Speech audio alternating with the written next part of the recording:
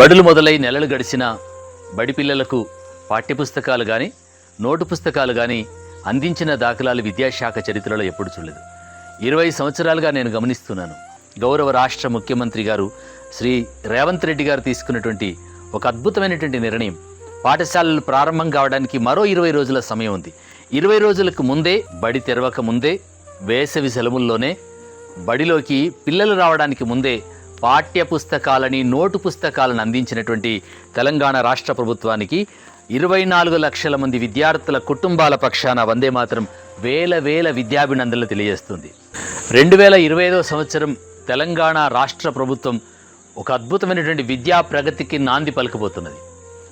ప్రభుత్వ పాఠశాలలో పనిచేసేటువంటి ఉపాధ్యాయులకి, ప్రాథమిక పాఠశాల విషయ బోధన చేసేటువంటి అనేక సబ్జెక్టులకు సంబంధించినటువంటి ఉపాధ్యాయులకి అద్భుతమైనటువంటి శిక్షణా కార్యక్రమానికి శ్రీకారం చుట్టింది.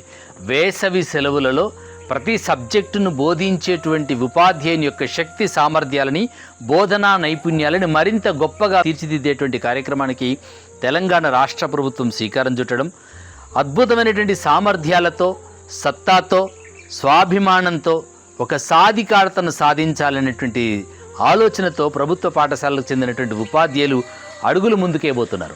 రానున్నటువంటి విద్యా సంవత్సరానికి ఇది శుభ సంకేతం కానున్నది. పాఠశాల తెరవడానికి ముందే పాఠశాలకు పుస్తకాలు చేర్చడం, ఉపాధ్యాయుల యొక్క శక్తి సామర్థ్యాలను మెరుగుపరచడం, ఇది అద్భుతం. ఇది అనిర్వచనీయమైనటువంటిది.